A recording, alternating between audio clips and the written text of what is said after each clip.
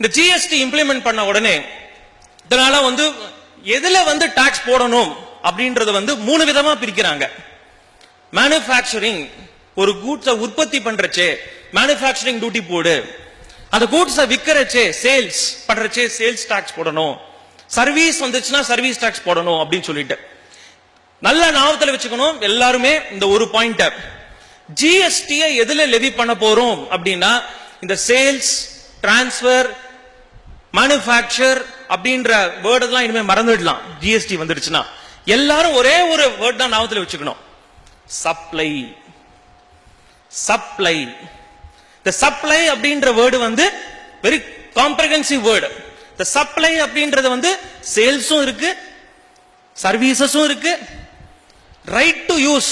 வாடகைக்கு தானே. நான் சேல் அப்படின்னா ஓனர்ஷிப் மாறுது, சப்ளைனா ஓனர்ஷிப் மாறி இருக்கணும்னு அவசியம் இல்லை. நான் இந்த லேப்டாப்பை விற்கிறேன், அது வேற. இந்த லேப்டாப்பை 2 நாளைக்கு யூஸ் பண்ணிட்டு கொடுங்க அப்படின்னு சொல்றேன், இது சேல்ஸ் கிடையாது, இது வாடகைக்கு தரேன், அதுவும் சப்ளை. மேனுஃபேக்சர், சேல்ஸ், சர்வீஸ் அப்படின்ற வேர்டெல்லாம் மறந்துடலாம் இனிமே. சப்ளை அப்படின்ற ஒரே ஒரு வார்த்தை மட்டும்தான். சோ சப்ளை ஆஃப் கூட்ஸ், சரக்கு, or supply of services. Any trader supply of goods or service பண்றச்சே அதுல லெவி பண்ணக்கூடியதுதான் இந்த GST, goods and service tax அப்படின்னு சொல்றாங்க.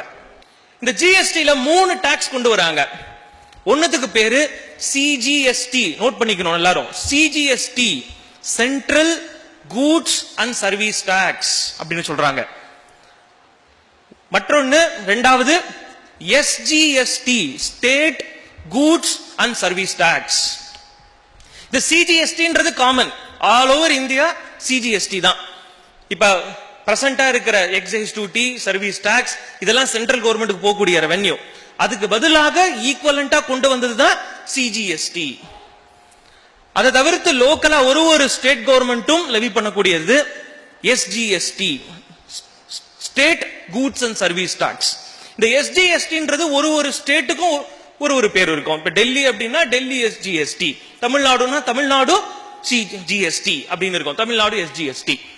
சோ அதனால தமிழ்நாடுல லெவி பண்ணக்கூடிய டாக்ஸ் பாத்தீங்க அப்படின்னா சிஜிஎஸ்டி பிளஸ் தமிழ்நாடு ஜிஎஸ்டி அப்படின்னு இருக்கும். இது ரெண்டுத்தையும் சேர்த்து நம்ம இன்வாய்ஸ்ல காட்டணும். எப்போ அப்படின்னா என்னுடைய சப்ளை வித்தின் த ஸ்டேட்ல இருந்ததுன்னா.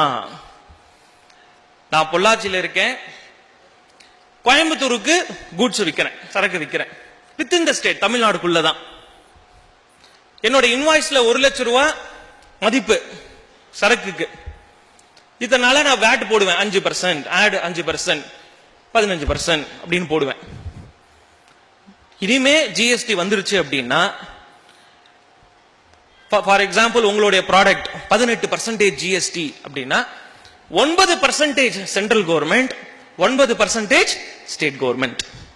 சோ உங்களோட இன்வாய்ஸ்ல 1 லட்சம் ரூபாய் வேல்யூ, ஆட் சிஜிஎஸ்டி 9%, ஆட் திருப்பியும் Tamil Nadu GST 9%.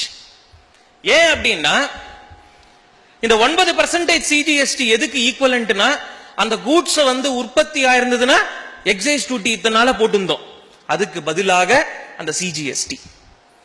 Add GST, Tamil Nadu GST, அது எதுக்கு அப்படின்னா இந்த கூட்ஸ் இத்தனால நம்ம லோக்கலா விக்கிறச்சே வேட், அதுக்கு ஈக்குவலன்ட் தான் இந்த தமிழ்நாடு ஜிஎஸ்டி அப்படின்றது. சோ ஆஸ் ஆஃப் நவ லாவை படிக்கிறச்சே, சட்டத்தை படிக்கிறச்சே இந்த சென்டருக்கும் ஸ்டேட்டுக்கும் ஈக்குவல் ஷேர். இப்ப இந்த உங்களோட ப்ராடக்ட் லிஸ்ட் எல்லாத்துக்குமே என்னென்ன வரி அப்படின்றத பார்த்திருப்பீங்க. 18%, 12%, 5% அப்படின்றது. அதை 2 பிரிக்கணும், 2, 2, 6, 6, 6, 9 அப்படின்றத தனித்தனியா பிரிச்சு போடணும். சோ முக்கியமான point, supply of goods and services அப்படின்றதுல ஜிஎஸ்டி லெவி ஆகும். அந்த சப்ளை ஒரே ஸ்டேட்குள்ள இருந்தது அப்படின்னா சிஜிஎஸ்டி அண்ட் எஸ்ஜிஎஸ்டி சார்ஜ் பண்ணணும். அந்த சப்ளை வேற ஒரு ஸ்டேட்டுக்கு பண்ணேன் அப்படின்னா ஐஜிஎஸ்டி அப்படின்னு லெவி பண்ணுவேன். இதை பிரிச்சு காட்ட வேண்டாம். இந்த ஐஜிஎஸ்டி அப்படின்றதுக்கு பேர் integrated goods and service tax அப்படின்னு பேரு. Integrated goods and service tax. இதனால நான் ஒரு ஸ்டேட் இன்னொரு ஸ்டேட்டுக்கு வித்தேன்னா நான் போடக்கூடிய வரி சிஎஸ்டியா இருக்கும். இதே சி ஃபார்ம் இருந்ததுன்னா கன்செஷனல் ரேட் ஆஃப் டாக்ஸ் 2% போடுவேன். இனிமே இந்த சி ஃபார்ம் அது மாதிரியான ஃபார்ம் கான்செப்டே கிடையாது ஜிஎஸ்டில. எச் ஃபார்ம், சி ஃபார்ம், எந்த ஒரு கன்செஷனல் ரேட்டும் கிடையாது. எல்லாத்துக்கும் டாக்ஸ் போடணும். 18% டியூட்டி வேற ஸ்டேட்டுக்கு, இங்கேருந்து நீங்க பாலக்காடு வித்தீங்க அப்படின்னா goods value 1 lakh add IGST 18%, உங்களோட ப்ராடக்ட் 18%, உங்க product 5%, add IGST 5%. Within the state நான் சப்ளை பண்றச்சே தான் சென்ட்ரல் கவர்மெண்ட்டுக்கு சிஜிஎஸ்டி டிஎன்ஜிஎஸ்டி தனித்தனியா பிரிச்சு காட்டணும். அனதர் ஸ்டேட்டுக்கு நான் சப்ளை பண்றேன்னா ஐஜிஎஸ்டி அப்படின்ற ஒரு மிடில் டாக்ஸை கொண்டு வராங்க. சோ ஜிஎஸ்டி பாத்தீங்கன்னா 3 விதமான டாக்ஸ். அதனாலதான் நான் சொன்னேன் ஒன் நேஷன் ஒன் டாக்ஸ் இதை ஒத்துக்க முடியாது. ஜிஎஸ்டியே கூட சென்ட்ரல் ஜிஎஸ்டி இருக்கு, ஸ்டேட் ஜிஎஸ்டி இருக்கு, integrated goods and service tax தனித்தனியாக இருக்கு. இப்ப பிரசன்ட் லால நீங்க தமிழ்நாடுல இருந்து ஒரு கூட கர்நாடகாக்கு விக்கிறீங்க, ஆர் தமிழ்நாடுல இருந்து ஒரு கூட கேரளாக்கு விக்கிறீங்க அப்படின்னா சிஎஸ்டி போடுறோம் ரெவென்யூவை. அந்த ரெவென்யூ எந்த கவர்மெண்ட்டுக்கு போகுது? நான் தமிழ்நாடுல இருந்து கேரளாக்கு ஒரு கூடு விக்கிறேன், நான் 2% சிஎஸ்டி போட்டு வைக்கிறச்சே அந்த ரெவென்யூ எந்த ஸ்டேட் கவர்மெண்ட்டுக்கு போகும்? தமிழ்நாடு கவர்மெண்ட் போகுமா, கேரளா கவர்மெண்ட் போகுமா?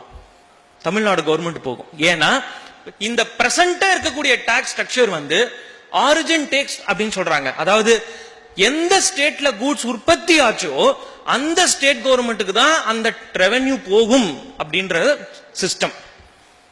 அதனால ஏற்படக்கூடிய ப்ராப்ளம் என்ன அப்படின்னு பார்த்தோம் அப்படின்னா, ரிவர்ஸ்ல யோசிச்சு பாருங்க.